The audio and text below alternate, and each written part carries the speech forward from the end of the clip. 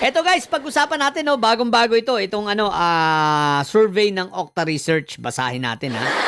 Magagalit na naman ito ang mga pro-China. Lalo na yung mga bayuteros na mga bobo. Shoutout nga pala sa mga bayuteros dyan, ha, na hanggang ngayon takot na takot sa akin. Ayaw sa akin lumaban ng debate. Hinahamon ko na silang lahat, ha. Ayaw talaga. Dati ang yayabang, no? Dati kinukontent ako, lalo si Bayot Bay, tsaka ito si Dadang Baluga. Dati kinukontent ako, ngayon ayaw na eh. Simula nung palagang ko't hamunin ko. Mga duwag pala mga inayupak. Puro yabang. Anyway guys, eto. Magagalit talaga itong mga ito sa ating pag-uusapan ngayon. So bakit? Ito ang latest survey ng Okta Research. Sabi ko naman sa inyo pag Okta Research yan, naniniwala ako, no? Reliable ang Okta Research kahit paano dahil lagi silang non-commissioned pag lumalakad. Unlike ng SWS, False Asia, puro commission yun. Ibig sabihin, bayad, no? Lalo na itong publiko sa Diyos ko po, Rudy. Anyway guys, sabi nito, 66% of Filipinos favor Marcos. Assertive response to WPS dispute. Yan, Okta Research, ha. So guys, ito, maliwanag. 66% ng mga Filipinos ang sumasang-ayon at nagugustuhan ang pagtayo ni PBBM para ipagtanggol ang West Philippine Sea. Okay? Maliwanag yon, 66% ng mga Pilipinos ay pumapabor at sumusuporta sa ating Pangulo. Ngayon, ilan ang hindi sumusuporta? Ayon din sa survey na ito, nasa 13% na lang. Okay? So ngayon, paano natin ito palawakin pa? Okay, maliwanag guys, itong sumusuporta sa Pangulo, no, hindi ito didilis. Ito ang maliwanag na 66% ay maliwanag na supporter ng Pangulo. At yung 13% na ayaw sumuporta at mga pro-China, maliwanag didilis yun. So, ibig sabihin, 13% sa population, sa mga voting populations ngayon, 13% na lang ang mga didilis. O, sasabihin nyo, yan ang katotohanan na wala na kayong 32 million na mga hinayupa kayo. Bakit? 66% mga Pilipinos talagang gusto ang ginagawa ni PBBM, sumusuporta. Kung didilis yan, kahit anong gawin ni PBBM dyan, hindi yan susuporta. Dahil maliwanag na mga didilis ay pro-China. So ngayon, ilan sila? 13%. Yung iba, yung sobra doon, undecided, okay? So 13% na lang kayo, kaya wag na kayong umepal. Kitang-kita naman yan tingnan ninyo.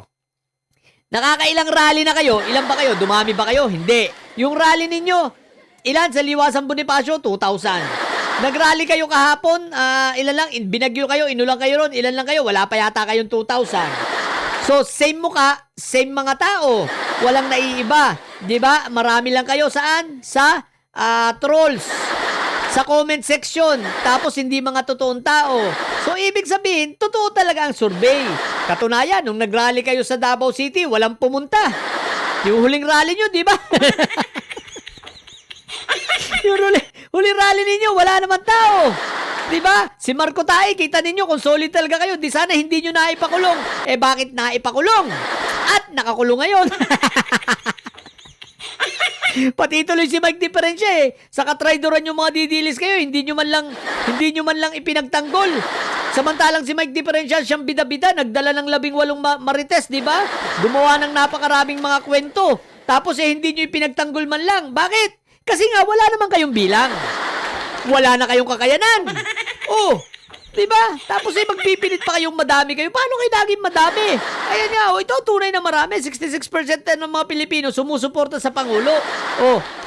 Tapos yung sa Inday Saya nyo, 13% na lang.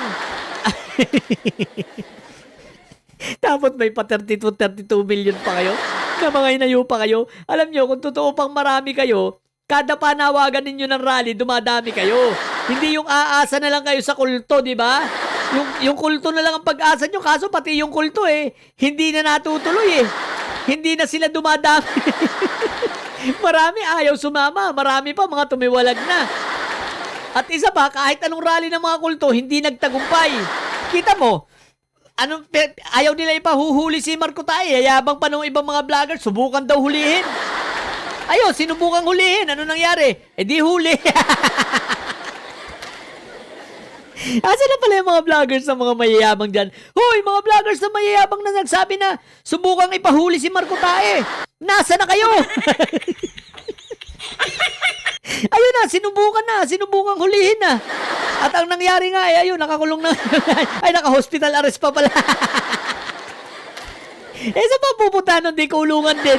Hindi naman yung makakauwi sa bahay nila. Di ba? Kaya lang, sabi ninyo, hindi kayo papayag. Sabi ninyo, magkakagulo. Anyari na. Di ba, puro pala kayo yabang eh. Puro pala kayo drone. Ang tatapang. Subukan ninyong hulihin si Kamar Kuleta namin. Ayun, sinubukan. Huli.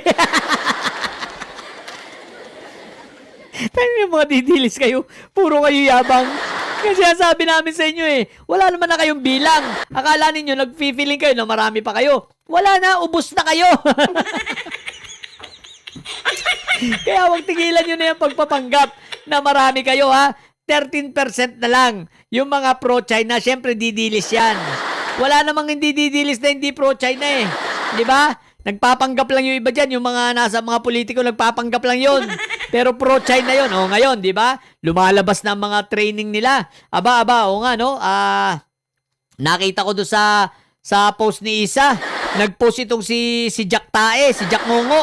Aba, kinukumpara na. Binigay daw ng China ay tulay sa Pilipinas. Samantalang ang Amerika, ang binigay daw naman ay mga missiles. So, kita na natin ang mga narrative, ha?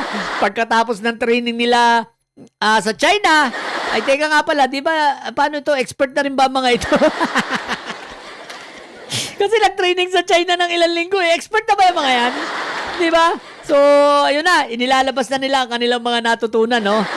Na ang mga narrative, syempre, pabanguhin na naman ang China. Excuse me po, kahit anong gawin ninyo, ang 66% ng mga Pilipino ay lalaban para sa West Philippine Sea. Dahil ang West Philippine Sea, atin ito. Mga hinayupa kayong didilis kayo. Di ba?